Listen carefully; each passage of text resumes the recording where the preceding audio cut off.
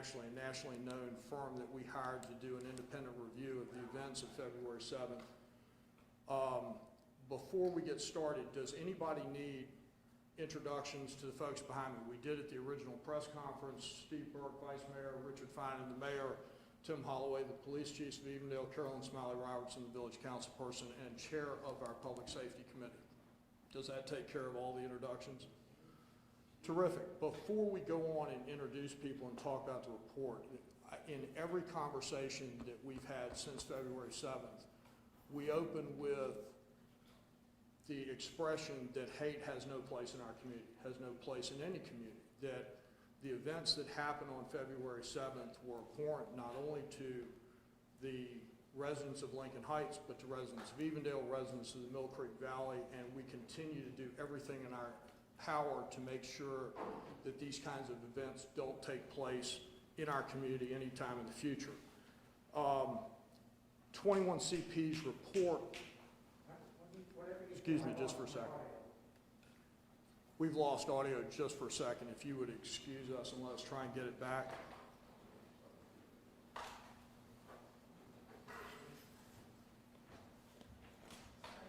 No, thanks, Gene. I appreciate it.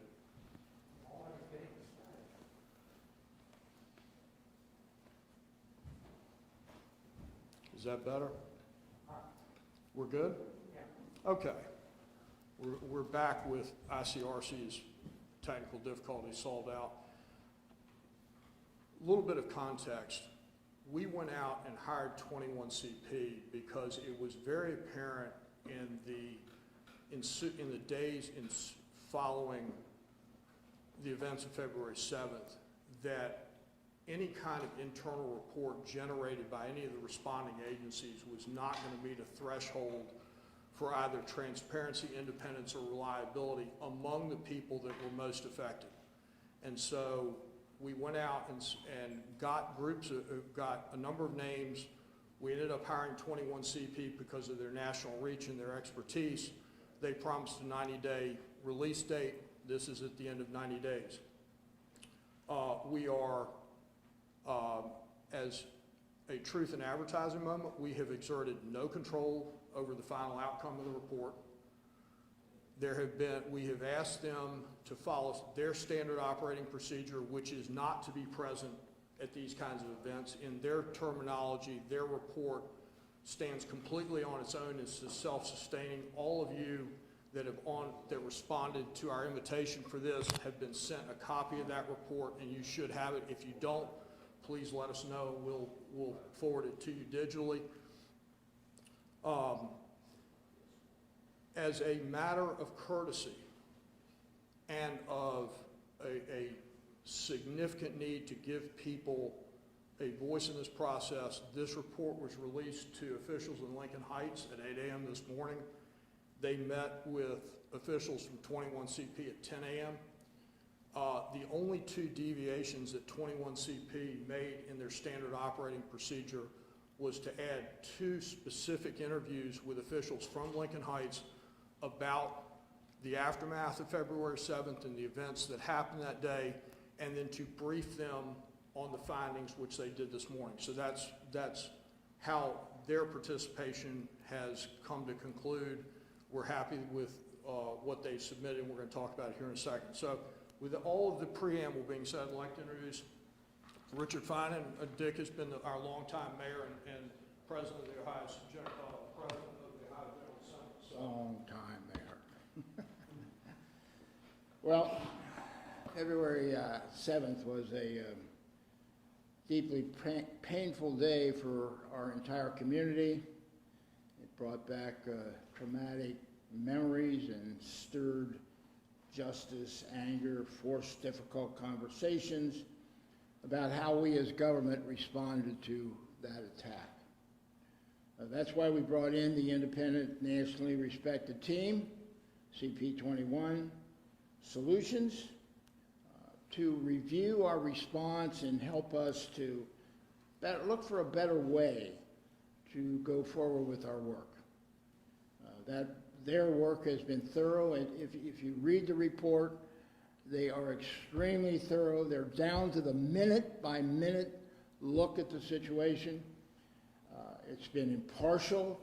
They specifically say we've not interfered in any way with them, and is driven by a shared commitment to public trust and constitutional rights. Many lessons to be learned. We've had an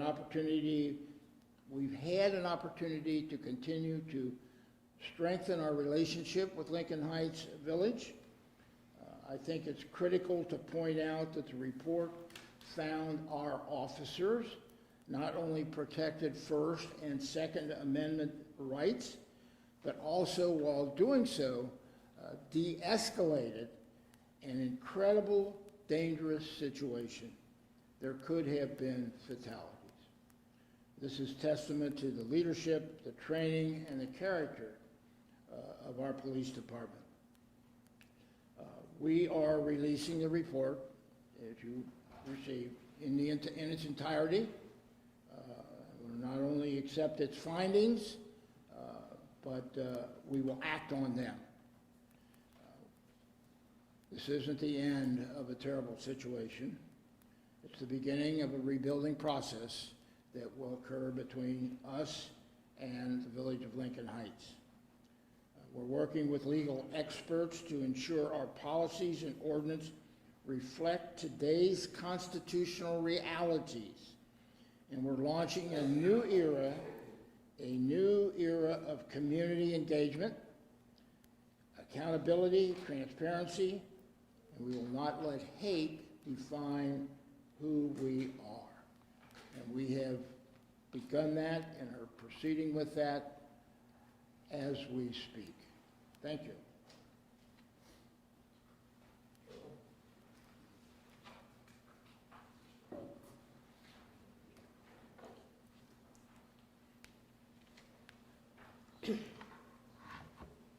As has been previously stated, I chair the committee that has oversight responsibilities for public safety. And what I'm here to do is share with you the recommendations from the report. I'm only going to read the base recommendation. For those of you who have a copy of the report or have seen it, there's other information indicated in that section. But it is just supporting information for that particular recommendation. There are 8 recommendations. 6 of them apply specifically to the village of Evendale. The other 2 apply more so to Hamilton County departments or agencies. I would also like to reiterate that our purpose in getting these recommendations is that we intend to follow them to the letter, and we'll be setting up a dashboard, if you will, on our website of where we are towards completion of this. We've already started working on many of these recommendations. So without further ado, the first recommendation states that all Evendale police officers should undergo available APATA training in protest management and crowd control. And for those of you who don't know what APATA stands for, it's Ohio Police Officer Training Academy. The second recommendation is that all Evendale police officers should undergo APATA training as well as available specialized training in the constitutional issues police officers face in performing their duty.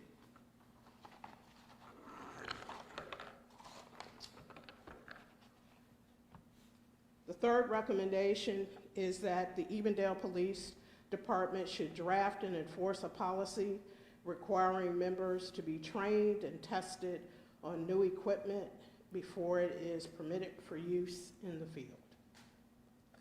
The fourth recommendation is that the Evendale Police Department should amend their body-worn camera policy to forbid any item from being placed as an obstruction to the body-worn camera's view while a recording is taking place. The fifth recommendation states that the Evendale Police Department should initiate a practice governed by policy of routine training refreshers on both agency policy as well as other key law enforcement topics to ensure its members remain up to date and aware of critical issues that may arise. And the sixth recommendation for the Evendale Police Department is that we should draft and enforce a policy requiring officers to notify neighboring jurisdictions anytime an Evendale officer will take action or attend to an official law enforcement matter in its jurisdiction outside of the village of Evendale. The last two recommendations, as I indicated before, pertain to Hamilton County agencies or department. So recommendation number 7 states that the Hamilton County Emergency Communications Center, in concert with the Hamilton County Emergency Management and Homeland Security Agency, should consider developing and implementing a notification protocol for all schools in Hamilton County to be made aware of dangerous situations occurring that may present elevated risk for school populations. And the final recommendation is that the Hamilton County Prosecutor's Office should review all conduct by demonstrators while they were in Hamilton County. Now, I'd like to comment that we will be, as I had stated previously, that we've started working on these recommendations. Some of these are not new to us. We do them on a fairly regular basis, but since they were specifically identified as recommendations specific to the February 7th incident, we will be following them closely and again posting what we do and how we do it. I would also like to say that we will be working with not only Lincoln Heights, but other communities that surround us and or that participated in support on February 7th on addressing what may need to be more than just a change in Evendale's training. There may need to be broader training so that we're coordinated for response.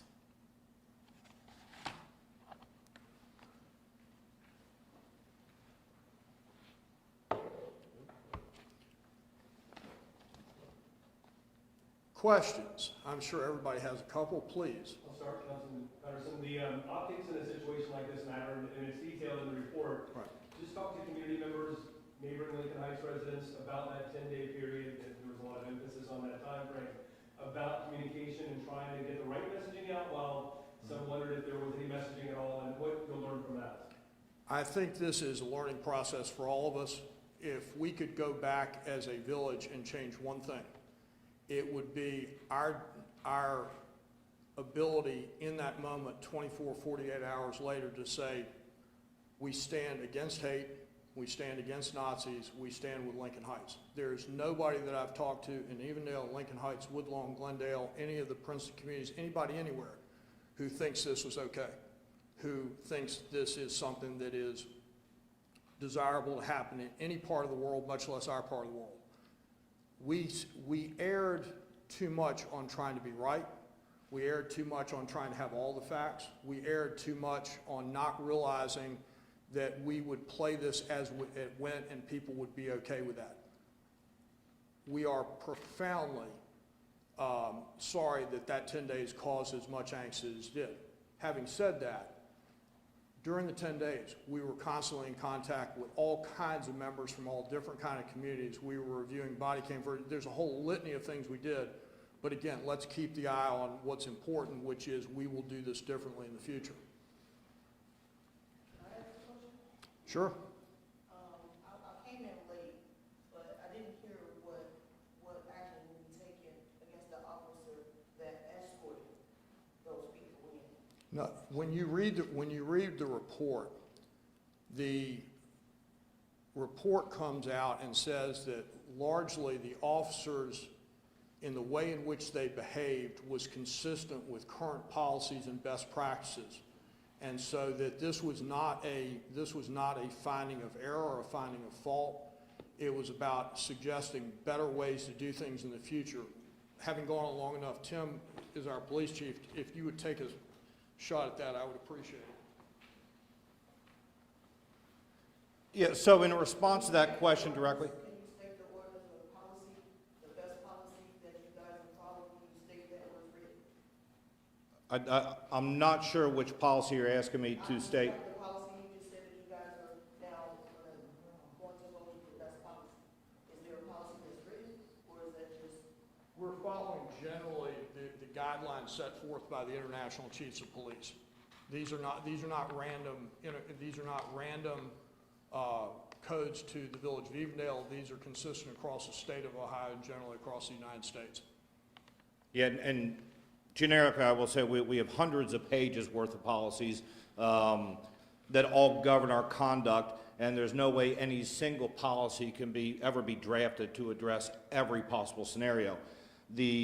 What we examined internally, it was very similar to what 21CP examined, but we looked specifically, did any officer, did our agency violate any of our standing policies and procedures? And the answer to that is no, they did not violate any specific policies or procedures. Not even more class, there's no more class, they could be. I think I've answered that question as best I can. Councilman, question for you. So there were some concerns raised from members of the Lincoln Heights community about the choice of 21CP as the firm to investigate. Mhm. You already mentioned that, this investigation was to provide an independent look at what happened. Right. I know that one of the members of the investigative team was James Whalen, the Mhm. former high-ranking member of the Cincinnati Police Department, involved in a lot of reforms, and a member of the University of Cincinnati Police Department, so very local high-ranking official. Were there any concerns about his involvement in the investigation? When we looked at the wide scope of firms that were available to do this, 21CP was head and shoulders above everybody else in reach and expertise. We said at the original press conference that we understood the concerns voiced by various members of the community that this wasn't perfect. Having said that, at that moment, having somebody with credibility, having had previous experience, and having the manpower to do this was of utmost importance.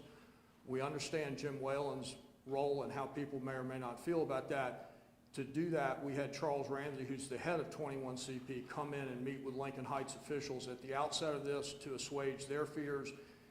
Jim Whalen, in his role, is considered a subject matter expert. He is not considered the voice of 21CP. Councilman Patterson, real quickly, to the previous question, had 21CP said in their report, and after reading it, I did not see this language that Officer X or Officer Y, violated some kind of an ordinance or whatnot. You said at the onset, 3 months ago, you followed the recommendations, had that been part of the recommendation list, would this be a different point? A number of people across a spectrum of communities have heard me say this in private meetings, so I will say it publicly. We made an absolute commitment to follow the recommendations of 21CP. If they had come out and said, your officers did not follow standard protocol, they violated this law, this procedure, they went beyond their authority in this matter, we would have followed that where that went. That's exactly what you expect from elected officials. You expect us to try and fix the problems. You expect us to take accountability. You expect us to say, this is what we do. What ended up happening was the report said they operated within standard procedures. Are there things that we can all learn from this that we want to do differently? Absolutely. But within the context of the current policing environment at that moment as it existed, this is what 21CP concluded. Something in the report that I found interesting was that 21CP reached out to the Hamilton County Sheriff's Office, and HCSO opted to not take part in the interviews process or any part of this report.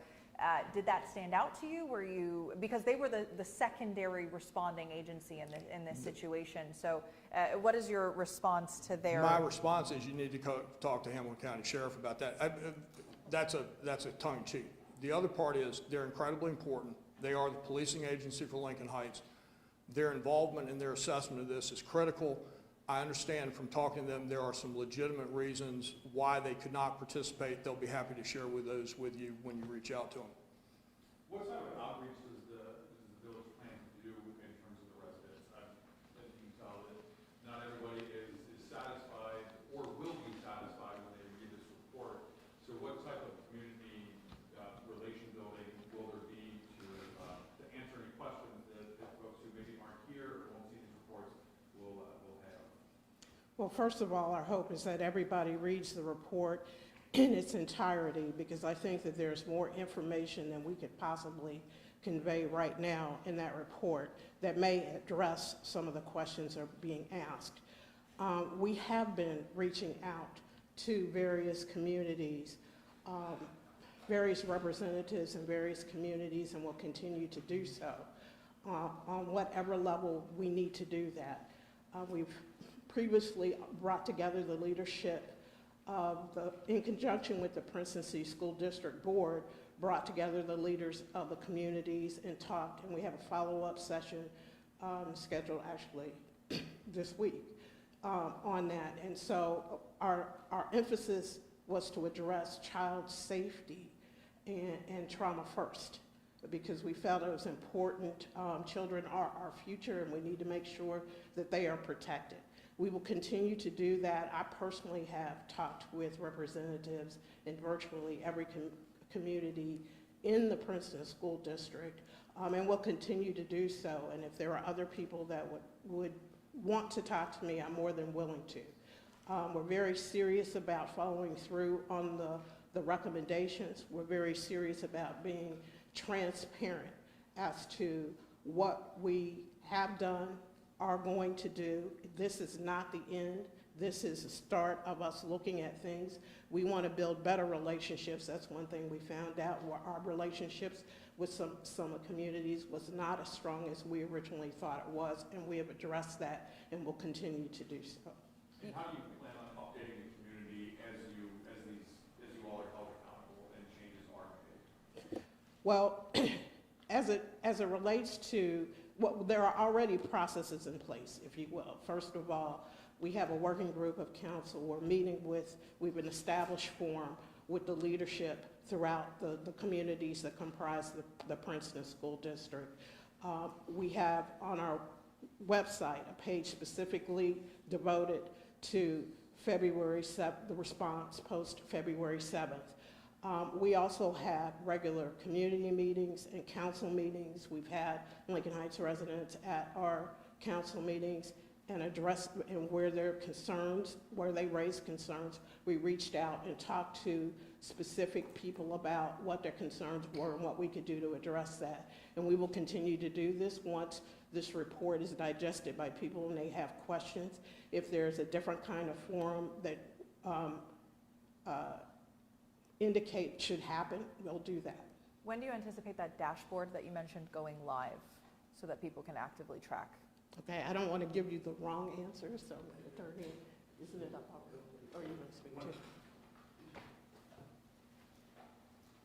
So while you are all, my name's Steve Burke, Vice Mayor, and while we were all in here, it went live at 1 o'clock. Okay? Got it. So, and we'll keep it updated as we go along in tracking the 8 different items. Well, primarily the 6, because we can't really track unless we have feedback from Hamilton County. In the report, there was something that said that, it's up to the prosecutor's office, their discretion to file any charges based on something, posting signage on the overpass. Is that something that you guys are going to be seeking from the prosecutor's office? Twofold. There's also some reports that were filed by the demonstrators. Theft was one of them. Are you guys going to be pursuing those charges against the community members? What's going to happen with that? So in relation to the prosecutor's office, I spoke to the prosecutor's office this morning. They received a copy of the report this morning. I believe initially with this incident, once we hired 21 CP, the prosecutor's office indicated they were going to wait and see that final report before they made their decision. So they now have that report. They will be reviewing all that. And yes, there was a theft report filed here by one of the Nazi demonstrators. That is still considered to be under investigation until the prosecutor's office makes a decision on whether or not the filing of charges is appropriate. So on the legal findings, where the analysis and recommendations of that nature, still going to rule on, are these legal recommendations going to the Hamilton County Prosecutor's Office in the sense of not to sway her, but to give them your sense of what is the legal findings of these matters? Those aren't our findings or analysis. Those are the findings and analysis from 21 CP. But now that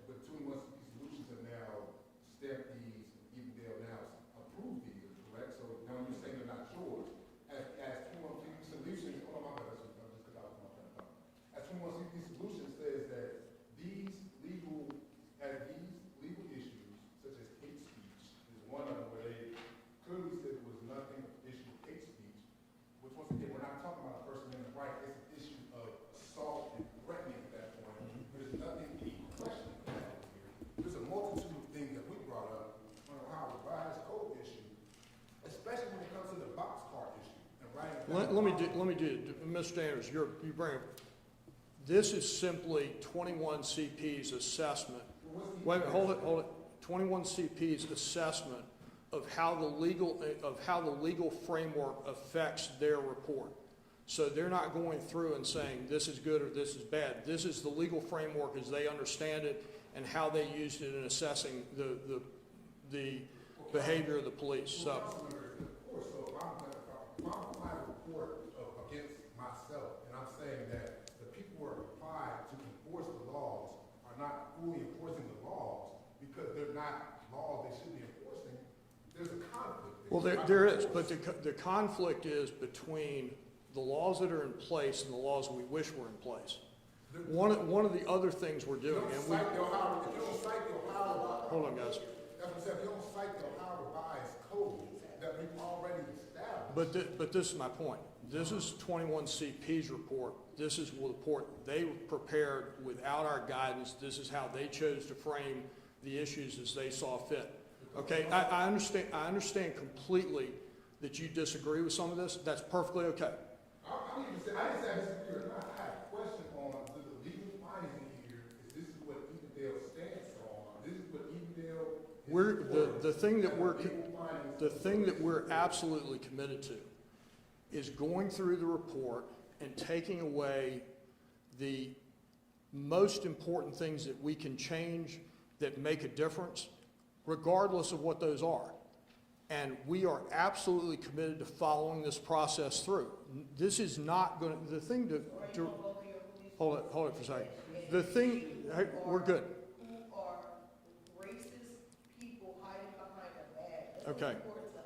All right. But while you say you protected our children, let us protect our children and let the police protect us. Okay, gang. So you keep, I just don't understand, you say what it is. This is what we do. Okay. We need to know that any Okay, policeman. hold on just for a second. That they are not a white supremacist. They do not support that, that they will not export that into any community. Any community. I understand That's that. what we need. We need to know Okay. that we are protected, that we will not be retaliated against or shot dead because the police hide behind a badge and the police Okay. department do not, what you call it? All When you right, gang. When you look into a person, when you investigate, when you go on my Facebook and see what type of rigmarole I had did if I would have shot up the place, look Okay. at the police officers in the way that you look at every other human being. Gang, I'll leave because I know we're that's gonna, what the problem look, is. You it's see so, what I'm saying? look, All I'm we're trying trying to say very, is, will we we be are protected? trying very hard. I'm leaving. We are trying, I'm leaving. Look, I told you I'll leave. You don't I- have to follow me out. hold it. I'm One leaving. of the Y'all things, continue this, y'all news thing. I thought we were all one of the asking things questions, that's everybody really, else asked questions, and didn't get One of the- escorted out. And one of the because this is what's happening across This is- America. We all need to learn to think for ourselves, look, because here's they want part us of to believe what they say and not what's real. This is happening all across America. They are hiding behind these badges, killing our children, killing our people, and we can't even speak to say, will you stand for us? This is wild. Okay. It's wild. okay. Folks, we have talked about how we're gonna do this, about the steps we're gonna take going forward. We're gonna wind this up. Thank you very much for your attendance. We really do appreciate it. And we will be in touch with you in the future about new developments. Thank you.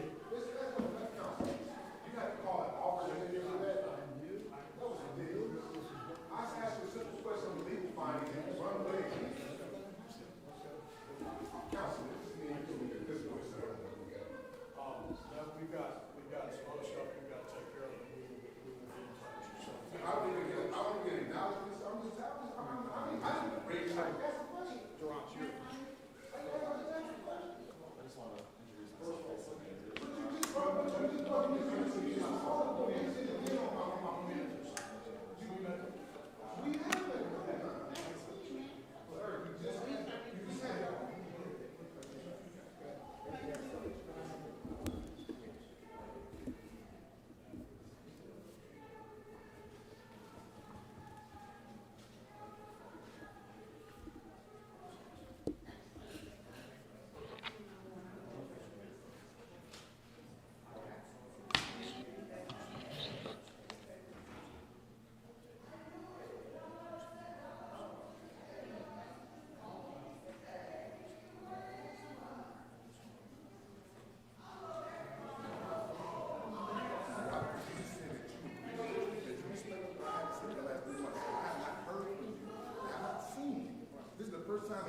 my face in an intimidating manner, trying to say, yeah, we could have just talked